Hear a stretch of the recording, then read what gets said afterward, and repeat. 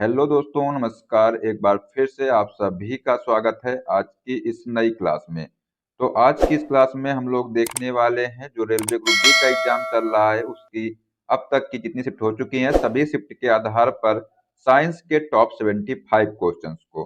तो अगर आप लोगों का एग्जाम भी नहीं हुआ है और आगे वाली शिफ्ट में लगा हुआ है तो आप लोग जो है इस क्लास को बिना स्किप किए हुए शुरू से लास्ट तक जरूर देखिएगा, क्योंकि हमने इसमें सिलेक्टेड क्वेश्चंस लिए हैं जो एग्जाम में आ सकते हैं। तो आइए दोस्तों क्लास को शुरू करते हैं। पहला क्वेश्चन यहाँ पर पूछा गया है कि वर्णांधता वाले व्यक्ति को लाल रंग दिखाई देगा। बताइए क्या होगा इसका आंसर। अगर आपको किसी भी क्वेश्चन का आंसर आता हो तो उसको जो है कमेंट बॉक्स में बताया करिए, जिससे कि आपको क्वेश्चन अच्छे से तैयार हो जाएगा। तो यहाँ पर इसका आंसर हो जाएगा जो वर्णांधता वाला व्यक्ति होता है उसको जो है लाल रंग हरा जो है दिखाई देता है। तो यहाँ पर इसका आंसर हो जाएगा ऑप्शन नंबर सी। ठीक है, चलिए अगला क्वेश्चन देखते हैं कि एक वर्णांध पुरुष एक सामान्य महिला से विवाह करता है तो वर्णांधता के लक्षण उत्पन्न होंगे उसके डैश, तो उसके पुत्रियों के पुत्रों में। ठीक है, तो यहाँ पर इसका आंसर हो जाएगा ऑप्शन नंबर बी। तो दोस्तों अगर आप लोग चैनल पर पहली बार आए हैं चैनल सब्सक्राइब कर लीजिएगा और जो बेल आइकन है उसको प्रेस कर लीजिएगा, जिससे कि सभी क्लास का अपडेट आपको मिलता रहेगा। ठीक है, चलिए अगला क्वेश्चन देखते हैं कि जैव विकास को सर्वप्रथम किसने समझाया था। तो यहाँ पर जो लैमार्क है इन्होंने जो है जैव विकास को सबसे पहले समझाया था। तो यहाँ पर इसका आंसर हो जाएगा ऑप्शन नंबर बी। ठीक है, नेक्स्ट क्वेश्चन है कि जीवों के प्राकृतिक चयन का सिद्धांत किसने प्रतिपादित किया था। तो यहाँ पर जो है डार्विन ने जीवों के प्राकृतिक चयन का सिद्धांत सबसे पहले प्रतिपादित किया था। तो यहाँ पर इसका आंसर हो जाएगा ऑप्शन नंबर सी। ठीक है, चलिए अगला क्वेश्चन देखते हैं। पूछा गया है कि समजात अंग होते हैं, ये जो समजात अंग हैं ये जो है क्या होते हैं, तो रचना में असमान होते हैं। तो यहाँ पर इसका आंसर हो जाएगा ऑप्शन नंबर सी। अगला क्वेश्चन देखते हैं। पूछा गया है कि जीवन की जो उत्पत्ति है ये हुई थी किसमें, तो ऑप्शन है पहाड़ों पर, वायु में, जल में या भूमि पर। तो यहाँ पर इसका आंसर हो जाएगा जल में जो है जीवन की उत्पत्ति हुई थी। तो यहाँ पर इसका आंसर हो जाएगा option number C. Next question है कि विकास की प्रक्रिया में मनुष्य का निकटतम प्राणी है। तो यहाँ पर जो बंदर है ये जो है मनुष्य का निकटतम प्राणी है।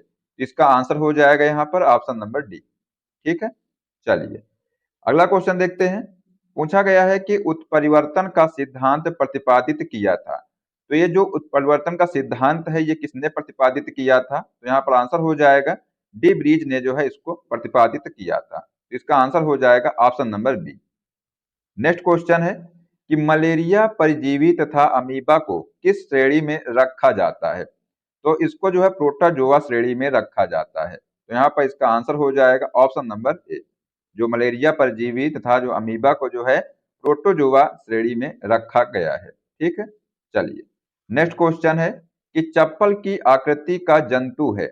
तो ये जो पैरामीशियम है ये जो है चप्पल की आकृति का जंतु है। तो यहाँ पर इसका आंसर हो जाएगा ऑप्शन नंबर ए। अगला क्वेश्चन देखते हैं कि अमीबा का प्रचलन अंग है। तो ये जो अमीबा है इसका प्रचलन अंग क्या है, तो कूटपाद है। तो यहाँ पर इसका आंसर हो जाएगा option number C. Next question है कि काला जार उत्पन्न करने वाला प्रोटोजोआ है। बताइए क्या होगा इसका आंसर। कि जो काला जार उत्पन्न करने वाला जो प्रोटोजोआ है ये लिस्मैनिया है। तो यहाँ पर इसका आंसर हो जाएगा ऑप्शन नंबर डी। ठीक है, चलिए अगला क्वेश्चन है कि निद्रा रोग पैदा करता है। तो ये जो ट्रिपैनोसोमा है ये जो है निद्रा रोग पैदा करता है। तो यहाँ पर इसका आंसर हो जाएगा ऑप्शन नंबर बी। अगला क्वेश्चन है कि कीटों में कितनी जोड़ी टांगे होती हैं। तो ये जो कीट होते हैं इसमें जो है कितनी जोड़ी टांगे होती हैं, तो इसमें जो है 3 जोड़ी जो है टांगे होती हैं, मतलब कि 6 टांगे होती हैं। तो यहाँ पर इसका आंसर हो जाएगा ऑप्शन नंबर सी। अगला क्वेश्चन पूछा गया है कि मच्छर क्या है, यहाँ पर मच्छर में जो है लाल खून का उभर आना किस पर पोषण के कारण होता है। तो ये जो है स्तनधारी पर जो है पोषण के कारण होता है। तो यहाँ पर आंसर हो जाएगा ऑप्शन नंबर सी। ये आप लोग ध्यान रखिएगा, एग्जाम में ये क्वेश्चन बन सकता है। अगला क्वेश्चन है कि घरेलू मक्खी का जो लार्वा है ये क्या कहलाता है। तो ये जो है मेंगोट कहलाता है। तो यहाँ पर इसका आंसर हो जाएगा ऑप्शन नंबर बी। ठीक है, चलिए अगला क्वेश्चन है कि निद्रा रोग फैलाती है। बताइए क्या होगा इसका आंसर। जो निद्रा रोग है ये फैलाती है। जो सैंड फ्राई है ये जो है निद्रा रोग फैलाती है। तो यहाँ पर इसका आंसर हो जाएगा ऑप्शन नंबर डी। अगला क्वेश्चन है कि ऑक्टोपस है एक, तो ये जो है मृदु कवची है। मतलब कि जो ऑक्टोपस है ये जो है एक मृदु कवची है। तो यहाँ पर इसका आंसर हो जाएगा ऑप्शन नंबर बी। अगला क्वेश्चन है जो तारा मछली है ये निम्नलिखित में से किस संघ का प्राणी है। तो ये जो तारा मछली है ये जो है इकाइनोडर्मेटा संघ का प्राणी है। तो यहाँ पर इसका आंसर हो जाएगा ऑप्शन नंबर बी। ठीक है, चलिए नेक्स्ट क्वेश्चन है कि निम्न में से कौन मानव मात्र के लिए उपयोगी नहीं है। तो जो फीता कृमि है ये जो है मानव मात्र के लिए उपयोगी नहीं है। तो यहाँ पर इसका आंसर हो जाएगा ऑप्शन नंबर सी। अगला क्वेश्चन देखते हैं। पूछा गया है यहाँ पर कि निम्न में से किसके अधपके मांस खाने से फीता कृमि मनुष्य की आंत में पहुंचता है। तो ये जो सुअर है, सुअर का जो मांस खाने से जो है फीता कृमि मनुष्य की आंत में पहुंचता है। तो यहाँ पर आंसर हो जाएगा option number B. Next question है कि केचुए में कितनी आंखें होती हैं। जो केचुआ है इसमें जो है कितनी आंखें होती हैं। तो इसमें जो है कोई नेत्र नहीं होता, मतलब जो है केचुए में आंखें नहीं होती हैं। तो यहाँ पर इसका आंसर हो जाएगा ऑप्शन नंबर डी। अगला क्वेश्चन है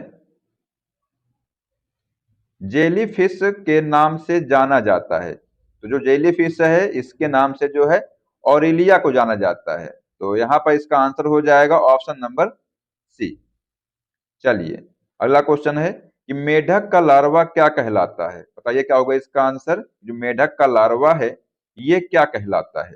तो ये जो है टेड पॉल कहलाता है। तो यहाँ पर इसका आंसर हो जाएगा option number A. Next question की बात करते हैं। तो पूछा गया है यहाँ पर कि पेट्रोल से लगने वाली आग के लिए किस प्रकार के अग्निशामक का प्रयोग किया जाता है। तो पेट्रोल से जो है लगने वाली आग के लिए यहाँ पर झाग वाला जो है अग्निशामक का प्रयोग किया जाता है। तो यहाँ पर इसका आंसर हो जाएगा option number A. Next question है कि सोडियम के टुकड़े को यदि पानी में डाला जाए तो वह डैश, तो वह जो है धुआं देगा। तो यहाँ पर आंसर हो जाएगा ऑप्शन नंबर बी।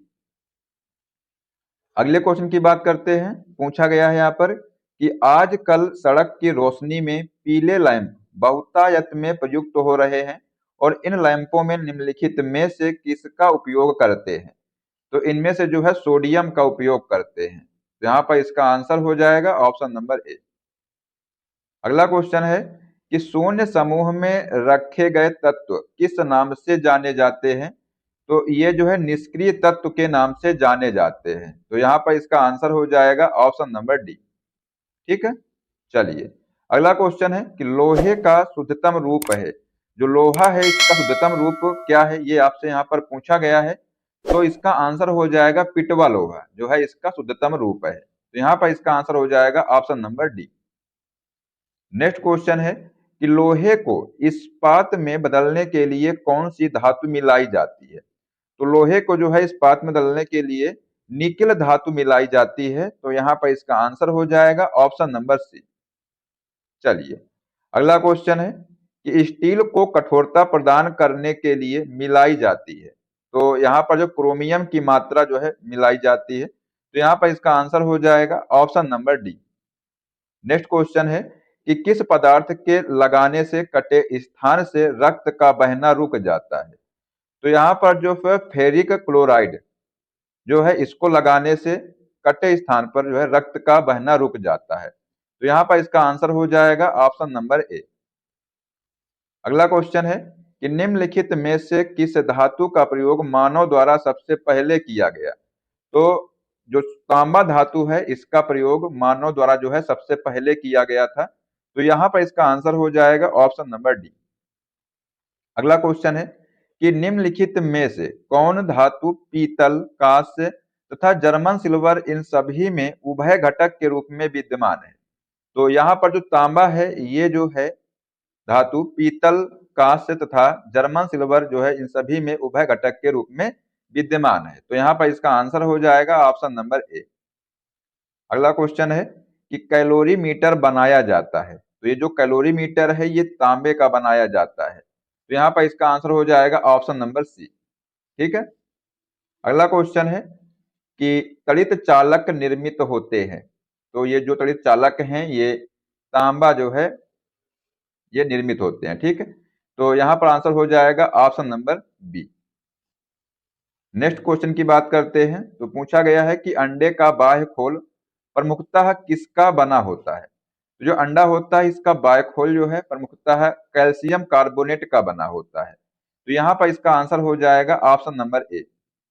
चलिए अगले क्वेश्चन की बात करते हैं। पूछा गया है कि वायु में थोड़ी देर रखने पर किसी धातु के ऊपर हरे रंग के बेसिक कार्बोनेट की परत जम जाती है, वह धातु है। तो वह धातु जो है तांबा है, तो यहाँ पर इसका आंसर हो जाएगा option number B. Next question है कि नमकीन पानी लोहे के पाइप को जंग लगाकर चटका देते हैं, इस प्रक्रिया को कहते हैं। तो इसको जो है संक्षारण कहते हैं, तो यहाँ पर इसका आंसर हो जाएगा ऑप्शन नंबर डी। चलिए नेक्स्ट क्वेश्चन देखते हैं। पूछा गया है कि निम्नलिखित में से किससे टेप रिकॉर्डर की टेप लेपित रहती है। तो यहाँ पर जो है फेरो मैग्नेटिक चूर्ण से जो है रिकॉर्डर की जो टेप है लेपित रहती है, तो यहाँ पर इसका आंसर हो जाएगा ऑप्शन नंबर ए। ठीक है। चलिए अगला क्वेश्चन देखते हैं। पूछा गया है यहाँ पर कि निम्न में से कौन सा धातु अमलगम नहीं बनाता है। जो लोहा धातु है ये जो है अमलगम नहीं बनाता है, तो यहाँ पर इसका आंसर हो जाएगा ऑप्शन नंबर बी। अगला क्वेश्चन है कि सोना को कठोर बनाने के लिए उनमें क्या मिलाया जाता है। तो सोना को जो है कठोर बनाने के लिए तांबा मिलाया जाता है, तो यहाँ पर इसका आंसर हो जाएगा ऑप्शन नंबर डी। चलिए नेक्स्ट क्वेश्चन है, शुद्ध सोना होता है, जो शुद्ध सोना है ये जो है 24 कैरेट का होता है, तो यहाँ पर इसका आंसर हो जाएगा ऑप्शन नंबर डी। अगला क्वेश्चन है कि पारा का निष्कर्षण किया जाता है, बताइए क्या होगा इसका आंसर। कि जो पारा है इसका निष्कर्षण किया जाता है, तो ये जो है सीने बार से किया जाता है, तो यहाँ पर इसका आंसर हो जाएगा ऑप्शन नंबर सी। अगला क्वेश्चन है कि निम्न में से कौन एक द्रव धातु है। तो यहाँ पर जो मरकरी है ये जो है एक द्रव धातु है, तो यहाँ पर इसका आंसर हो जाएगा ऑप्शन नंबर बी। अगला क्वेश्चन है कि निम्न में से कौन सामान्य ताप पर द्रव है। तो जो पारा है ये जो है सामान्य ताप पर द्रव है, तो यहाँ पर इसका आंसर हो जाएगा ऑप्शन नंबर डी। अगला क्वेश्चन देखते हैं कि मरकरी को किस धातु के पात्र में रखा जाता है। तो जो मरकरी है इसको जो है लोहा धातु के पात्र में रखा जाता है, तो यहाँ पर इसका आंसर हो जाएगा ऑप्शन नंबर ए। ठीक है। अगला क्वेश्चन है कि सीसा का निष्कर्षण मुख्यतः किस अयस्क से किया जाता है। तो सीसा है इसका निष्कर्षण मुख्यतः जो है गैलेना से किया जाता है, तो यहाँ पर इसका आंसर हो जाएगा ऑप्शन नंबर ए। अगला क्वेश्चन है कि वाहनों से उत्सर्जित धुएं में किसकी उपस्थिति से प्रदूषण होता है। तो यहाँ पर जो है इसका आंसर हो जाएगा सीसा। तो इसके उत्सर्जित धुएं में जो है वाहनों से जो उत्सर्जित धुआं होता है इसमें जो है सीसा की जो उपस्थिति होती है इसी कारण जो है प्रदूषण होता है, तो यहाँ पर इसका आंसर हो जाएगा ऑप्शन नंबर बी।